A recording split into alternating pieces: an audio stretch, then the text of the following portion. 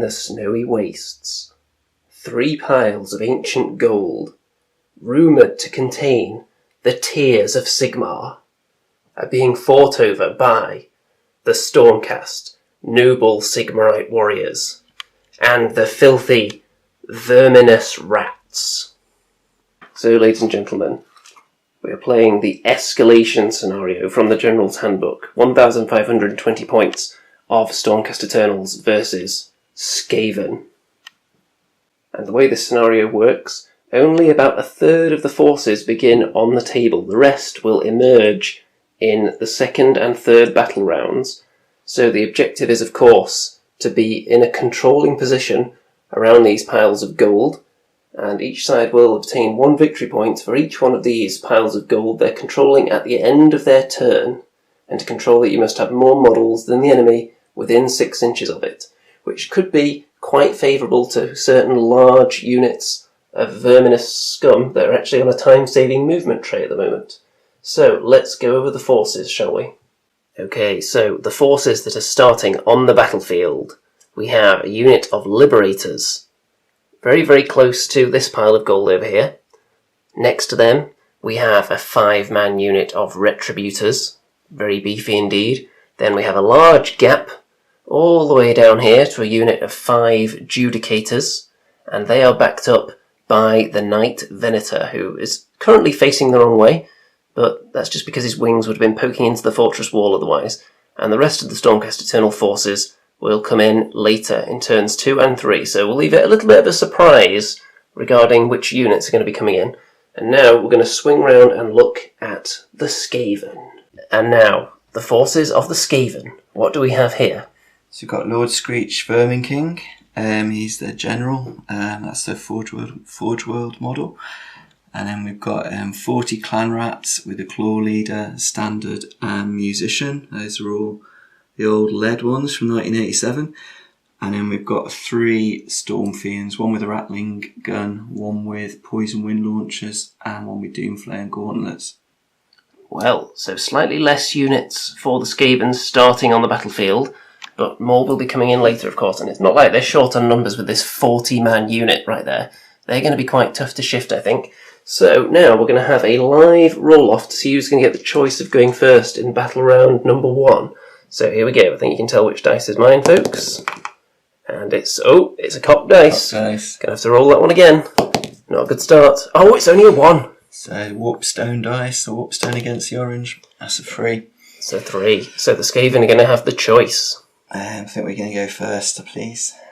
The filthy, smelly, verminous Skaven advance has begun, and you can see that their big, extra smelly warlord has moved away from all the Stormcast shooting at the other end of the table.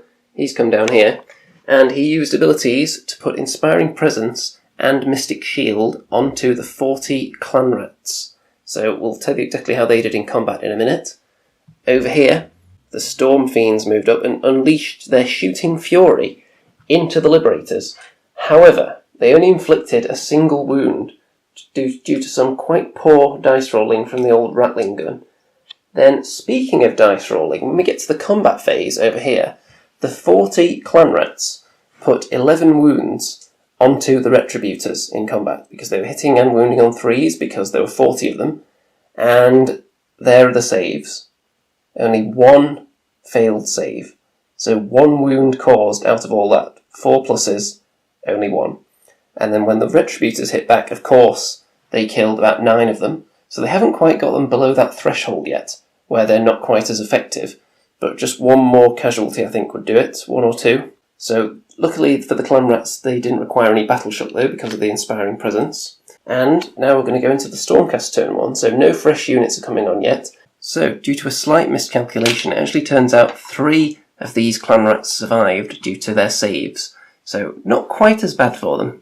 So, as you can see, these troops here are within range of this objective, but you only start accumulating victory points for controlling those in battle round number 2. So, not yet. Stormcast turn 1.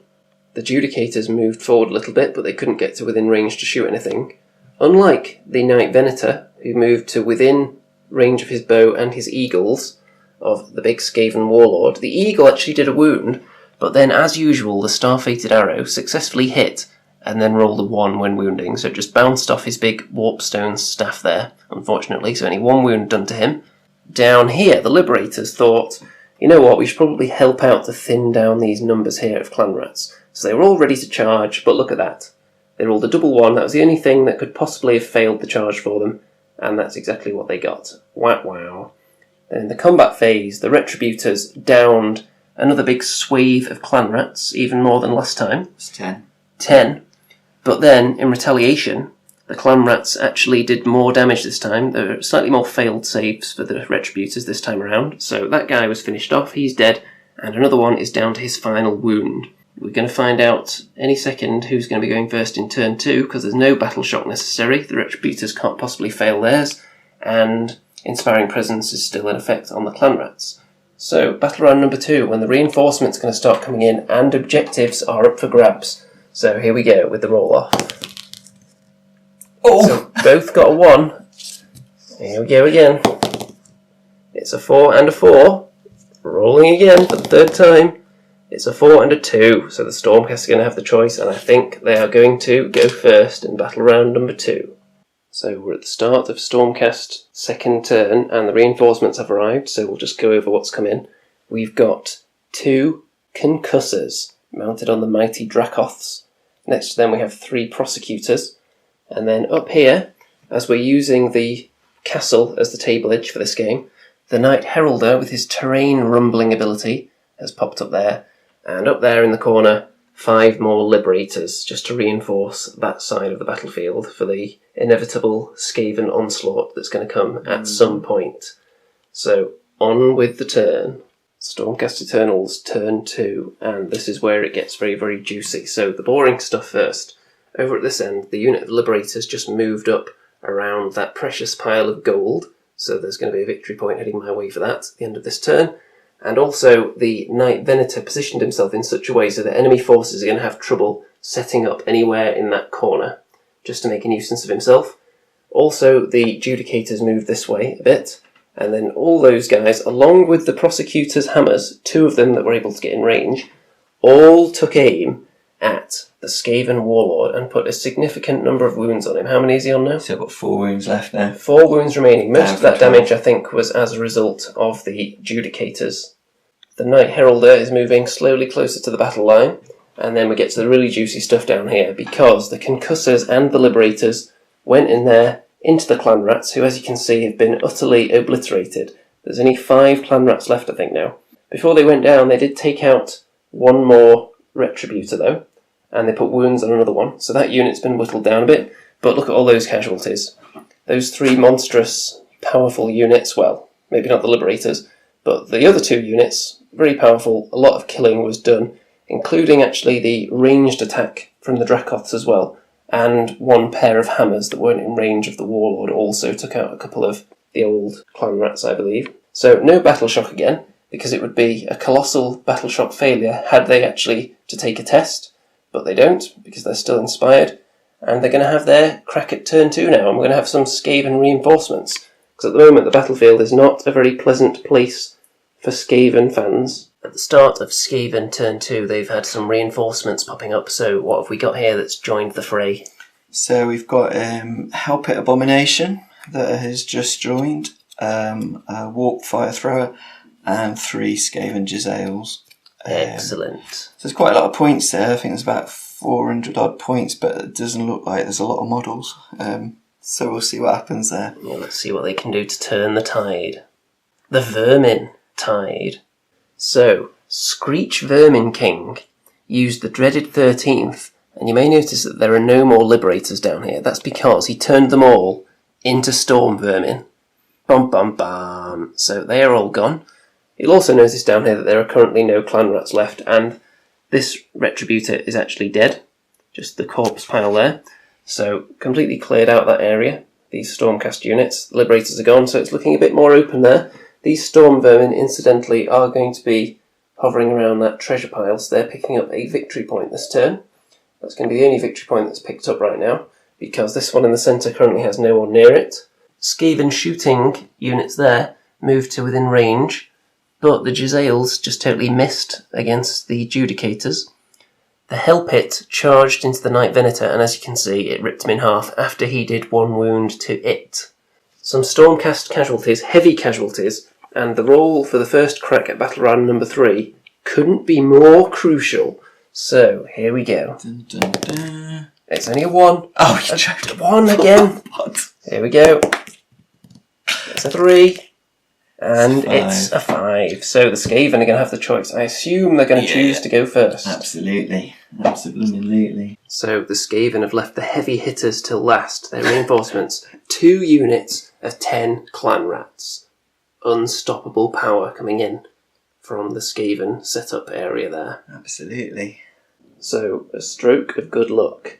The unlucky for some dreaded 13th didn't go off this turn, failed the casting roll, so the Stormcast have not been turned into filthy rats for now. Over here, the Jezzails moved into range of this pile of treasure, so they're going to get a victory point there. They're going to get another one over here because these units have just stuck around near to that pile. And then, over here, Mr. Hellpit Abomination continued his reign of terror, charged into the Judicators, killed all of them. Wow. So he just ate them for dinner. And up here, the clan rats, the freshly spawned into battle clan rats, made an attempt to charge into the Liberators. Only 1 unit made it, and they killed 1, but they did lose 4 in the process. So both units are going to need battle shock. The Stormcast Liberators, if I roll a 6, they'll take a further casualty because they are bravery 6. So it's a 2, so no more casualties for them.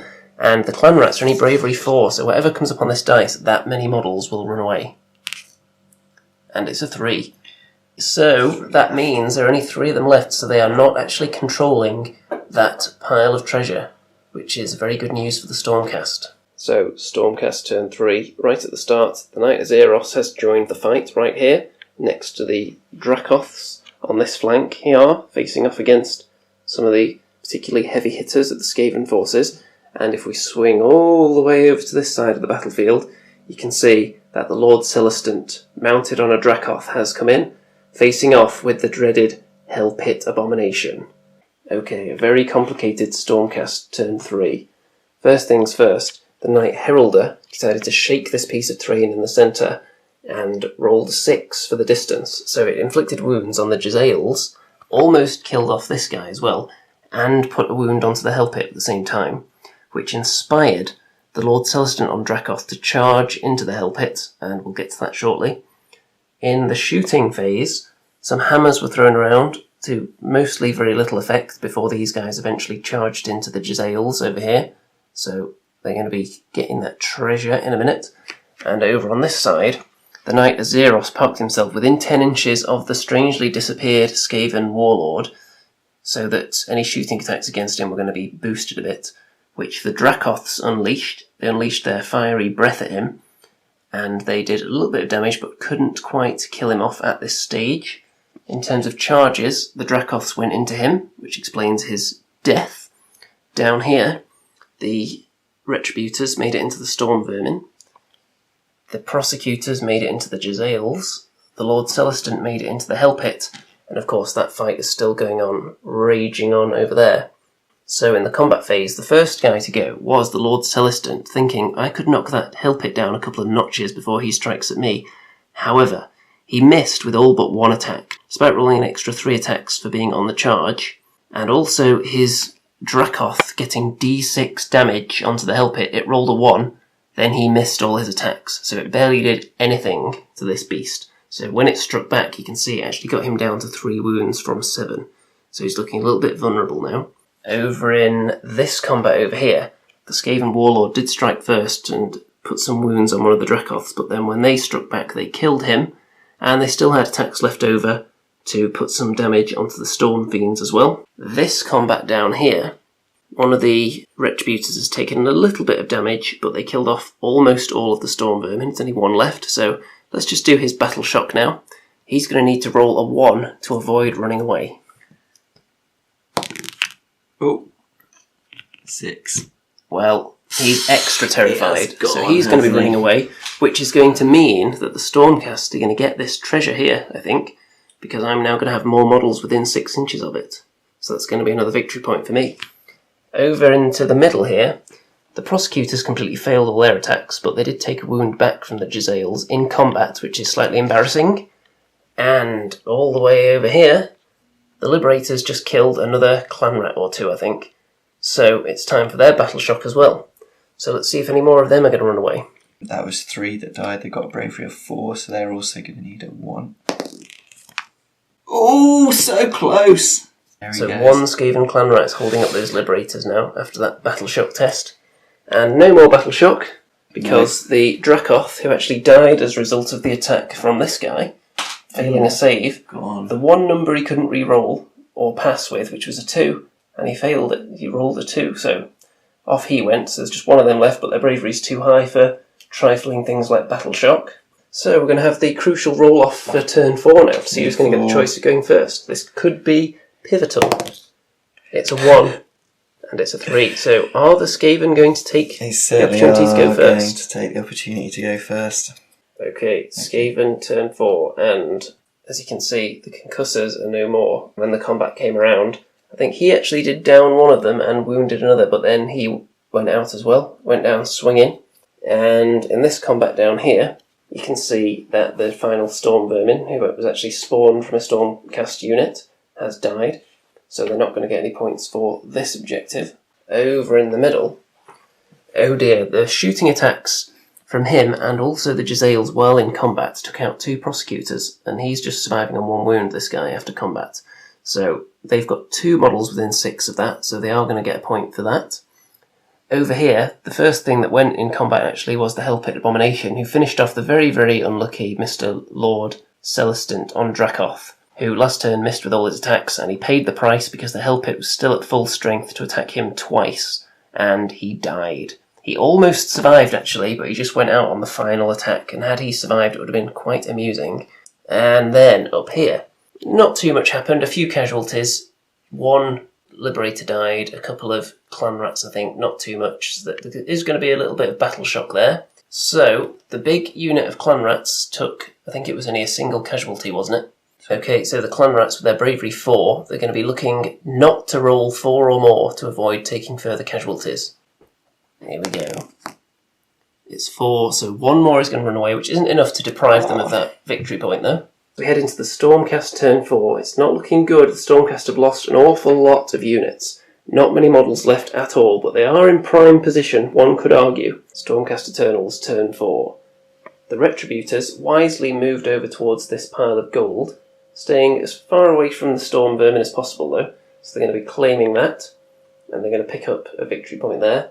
The Knights of Zeros swung over this way into combat with the Jezzails, successfully charged in there. The Prosecutor, who flung a hammer into this here and put another wound on it, but it's not quite dead yet, so it's still dangerous. And then in combat you can see that they didn't take any wounds from the Jezzails, and they killed one of them, so that is going to be enough to get a victory point for this objective right here. And over in the corner, the Liberators didn't take any casualties, and they inflicted 2 wounds onto the large clan rat unit. So with their bravery 4, if they roll 3 or more, they're going to take further casualties, which could be crucial. Here we go. It's a 6, so they're going to take 4 more casualties, then, aren't they? So crucial. With those corpses removed, that actually means that we've got equal numbers of models there within range of that piece of treasure. So I'm not going to get a victory point there, but hopefully stopping them doing it next turn. And not in combat action, but the Knight Herald has just run around a bit over here, hopefully doing a dance in front of the Hell Pit, trying to draw it away from combat. So I've picked up 2 juicy victory points there, putting me up to 6 compared to the Skaven 5, and there's 1 turn left each. So let's see who's going to go first, shall we? Close knit thing. Here we go. It's a very, very close one. Who's going to be going first? It's a 1. The Stormcast have rolled a 1 almost every time. That's not great, is it? I think Skaven are going to have it again. Okay, yes, please. Skaven going first. Let's see what they can do. Can they pick up some much needed victory points? Skaven turn 5, and not much left on the table. So over here, the Storm Fiends realised they couldn't really get into range to really threaten that unit, so they decided they were just going to park themselves on this objective and hopefully just prevent me from getting any points from it in the next turn. So they had to run to actually get that close to it. Then, over here, the Hell Pit moved in for the kill, because the Jezzail was able to take out the final prosecutor with his shooting attack, although the warp fire thrower did blow itself up in comical circumstances. But all this did conspire to allow the Hell Pit to charge the Knight Zeros, and it just ate him. The Knight Zeros is just festering away inside its belly somewhere. Then, over here, the Liberators versus the Clan Rats. The Liberators removed all but one Clan Rat, who will die if he fails a battle shock test right now. So, he lost, I think, 2 of his comrades. If this dice is a 3 or more, he is also running for the hills. And he is. So all the Clan Rats are dead. So, obviously the Skaven don't get that objective. They do get this one for having 2 models on it, which puts them up to 6, level with the Stormcast. And over here they don't get this one because we've got 2 models each within 6 inches. So by my reckoning, in the final Stormcast turn, the Stormcast Eternals are just going to win by virtue of these Liberators being there. But we'll see if there can be any last-minute killing shenanigans first. Stormcast Eternals' final turn. The Knight Heralder blew his magical horn at this piece of terrain, and it crumbled a little bit, which killed the Jezzail and put a wound on the Hell Pit, which is kind of pointless at this stage. Over here, the Retributors decided to have one final charge for glory, to see if they could kill one of these perhaps. They charged in, couldn't take one out, and then lost one in retaliation. So that's unfortunate for them. But of course it doesn't make a difference at this stage because only I could potentially pick up a victory point there. So there's no victory point there, there's no victory point there, and there's 1 victory point for the Liberators just sitting pretty on that pile of Sigmar's tear-soaked gold. So with only 5 models left for the Stormcast, it's technically a major victory because I had more victory points at the end, and the Skaven have 3 models left on the table. So that was a complete annihilation of both sides. All those Clan Rats at the beginning, and then the Stormcast started getting peeled away. But in the end, the positioning of the units worked out in the Stormcast's favour, especially this combat over here. There was nothing the Skaven had really that could charge over there to make the difference. And in the end, the Stormcast have taken home some precious gold, which they're going to melt down and extract Sigmar's precious tears from it, and use it to create some kind of magical potion, no doubt. So let's get a handshake on the camera, which is going to be left-handed. Here we go. There we go.